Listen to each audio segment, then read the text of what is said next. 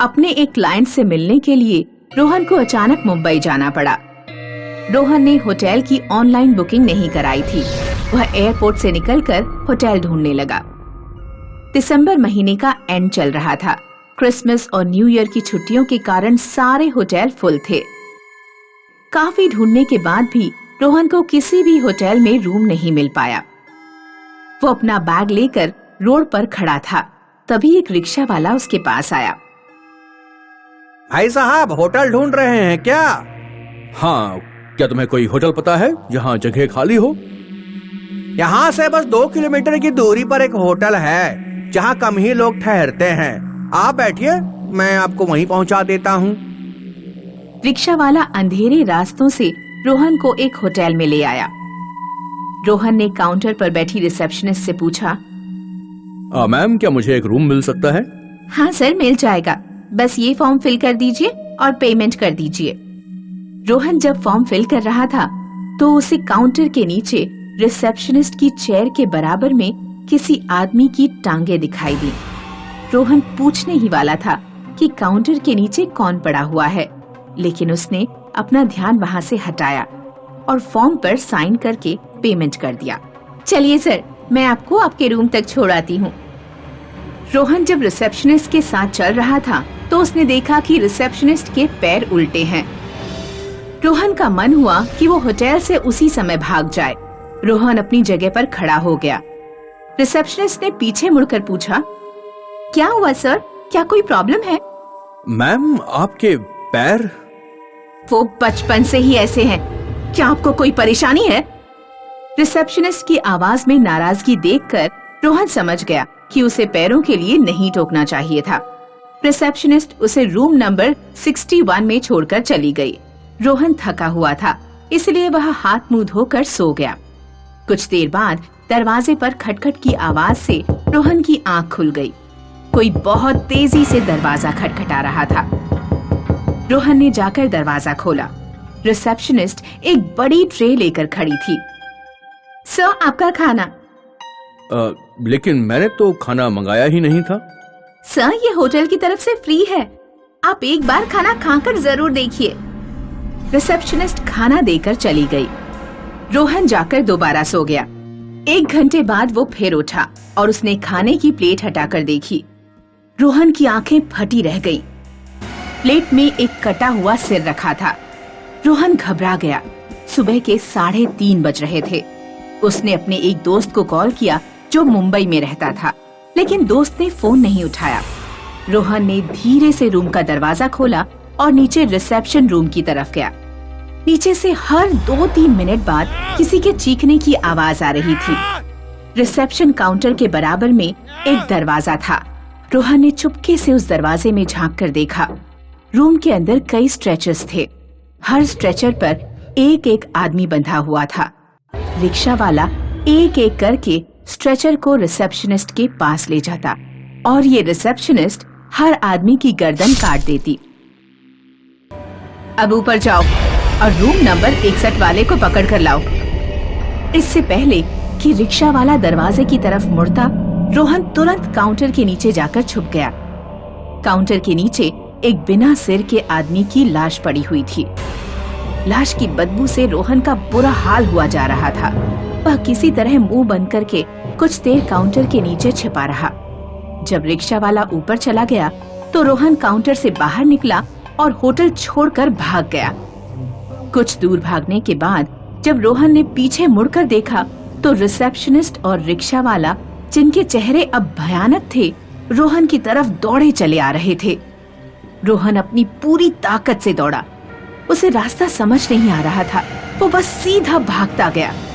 आखिरकार Rohan main road पर पहुंच गया, जहां कुछ गाड़ियां नजर आ रही थी और कई ऑटो वाले भी खड़े थे। शुक्र है कि मेरा मोबाइल मेरी जेब में है। बैग तो वहीं छूट गया। रोहन ने एक ऑटो वाले से बात की और उसे सारी बात बताई। लगता है आप भूतिया रिसेप्शनिस्ट के चक्कर में फंस गए। आप जिस होटल से आ रहे हैं वो 12 साल से बंद पड़ा है। 12 साल पहले वो होटल बाकी होटलों की तरह ही चलता था। एक दिन 2 शराबी उस होटल में पहुंचे। वो किसी बड़ी गैंग के आदमी थे। होटल फुल था, इसलिए रिसेप्शनिस्ट ने रूम देने से मना कर दिया। नशे में धुत दोनों रिसेप्शनिस्ट से छेड़छाड़ करने लगे। रिसेप्शनिस्ट ने जब विरोध किया तो उन्होंने रिसेप्शनिस्ट को गोली मार दी। रिक्शा वाला रिसेप्शनिस्ट को बचाने आया तो उन्होंने रिक्शे वाले को भी गोली मार दी। उनकी हत्या के बाद से होटल और होटल के आसपास दोनों की आत्माएं भटकती रहती हैं और होटल में रुकने वाले लोगों से बदला लेती है। इसलिए कभी भी कोई रिक्शा वाला होटल ले जाने के लिए पूछे तो सावधान हो जाना। रोहन ने कान पकड़ लिए कि अब वह कभी भी एडवांस में होटल बुक किए बिना कहीं नहीं जाएगा। भूतों का ढाबा। आयुष का परिवार आगरा में रहता था। एक दिन आयुष के पापा सतीश घर लौटे तो उन्होंने बताया कि अगले महीने पूरे परिवार को भाई की शादी में गांव जाना है। आयुष की मम्मी गांव जाने से मना करने लगी। उस सड़े हुए गांव में मैं बिल्कुल नहीं जाऊंगी। एक तो इतना दूर है, ऊपर से कोई सवारी भी नहीं मिलती। उस गांव में तो लाइट भी नहीं है। अब गांव का एरिया पहले जैसा नहीं रहा, रोड पड़ गया है वहाँ पर। मैं अपने दोस्तों से कार मांग लूंगा, उसी से चलेंगे। चलो ना मम्मी, बहुत मजा आएगा। वैसे भी कई दिनों से कहीं घूमने नहीं गए हैं। ठीक है चलेंगे, लेकिन वहाँ कार से पहुँचने में भी 20 घंटे से ज्यादा का टाइम लगता है। इसलिए खाना घर से बना कर ले जाना पड़ता है। खाना तुम्हारे पापा ही बनाएंगे। उसकी जरूरत नहीं पड़ेगी, क्योंकि मैंने सुना है कि अब वहाँ सड़क पर कई ढाबे खुल गए हैं। शादी से 2 दिन पहले आयुष, सतीश और रेखा कार से गांव की तरफ निकल पड़े। चलते चलते उन्हें रात हो गई। सड़क पर घोर अंधेरा और साए साए करता सन्नाटा था। पापा, ये रास्ता तो बहुत वीरान है। डर के मारे मुझे तो सुसु आ रही है। सतीश ने कार रोक दी। क्या हुआ पापा, कार क्यों रोकी? तुम्ही ने तो कहा कि तुम्हें सुसु आ रही है। जाओ पहले सुसु करके आओ। मैं इतने अंधेरे में बाहर नहीं जाऊंगा। पेशाब रोकना अच्छी बात नहीं होती। जल्दी से जाओ, सुसु करके आओ। हम लोग खड़े तो हैं तुम्हारे पास, इतना क्यों डर रहे हो? आयुष ने कार का दरवाजा खोलकर जैसे ही पैर जमीन पर रखा, उसका पैर एक खोपड़ी पर पड़ा। आयुष डर के मारे चिल्ला पड़ा। क्या हुआ? पापा, यहाँ किसी इंसान की खोपड़ी पड़ी हुई है। रेखा और सतीश कार से बाहर निकले। डरने की जरूरत नहीं है, शायद कोई जंगली जानवर इसे यहाँ ले आया होगा। तुम सुसु करने जाओ। आयुष के परिवार को रोड पर 3-4 लोग गुजरते दिखाई दिए। तब उसकी जान में जान आई। चलो, आखिर कोई इंसान इस रोड पर दिखाई तो दिया। अब मैं आराम से सुसु कर सकता हूँ। आयुष पेशाब करने लगा और उसके मम्मी पापा कार में बैठ गए। आयुष पेशाब करके लौटा तो उसने देखा कि कार के पीछे वाली डिक्की हिल रही है। आयुष ने डिक्की खोली तो उसके अंदर एक भूतनी लेटी हुई थी। आयुष ने धड़ाम से डिक्की बंद कर दी और चिल्लाने लगा, चुड़ैल, चुड़ैल, पापा चुड़ैल, चुड़ैल। आयुष के मम्मी पापा जल्दी से बाहर निकल कर आए। पापा, डिग्गी के अंदर एक भूतनी है। मैंने अभी डिक्की खोल कर देखी थी। सतीश ने डिक्की खोलकर देखने से पहले उन 3-4 लोगों को ढूंढा जो कुछ देर पहले ही उनके पास से गुजर गए थे। वे लोग अचानक से कहीं गायब हो चुके थे। सड़क पर दूर दूर तक कोई भी नहीं दिखाई दे रहा था।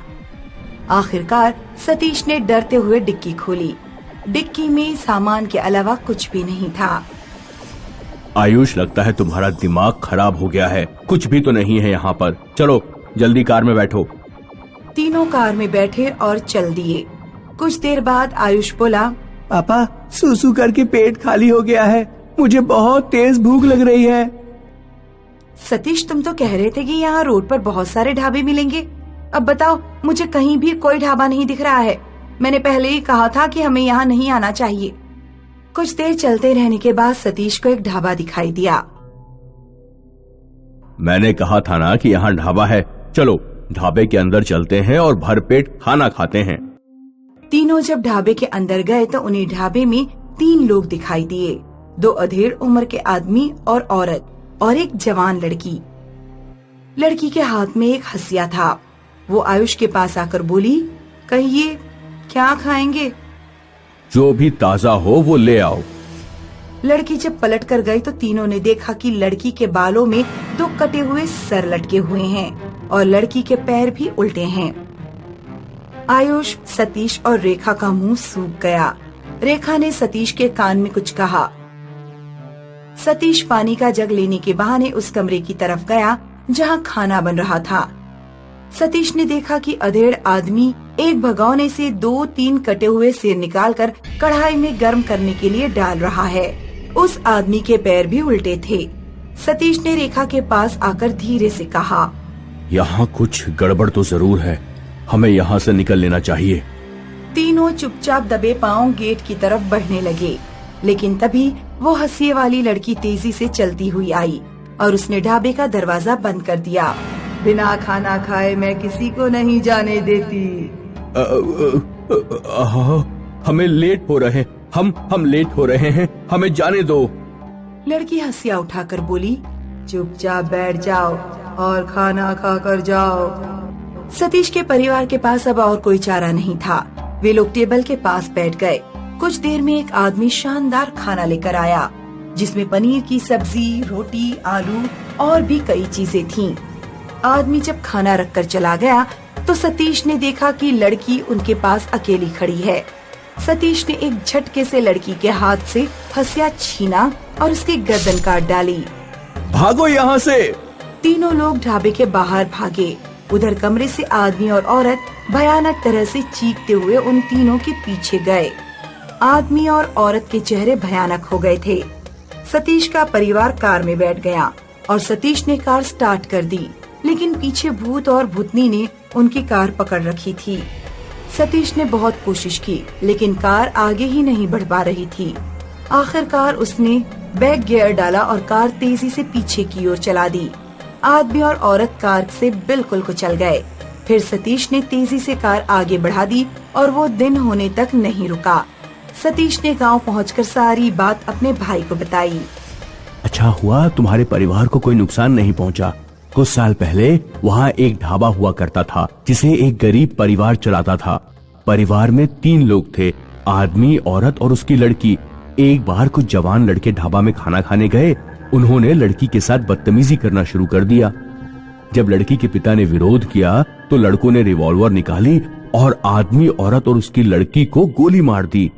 उसी परिवार की आत्मा उस रोड पर भटकती है और वहाँ ढाबा होने का भ्रम पैदा करती है। लौटते समय रात में वहाँ से मत गुजरना।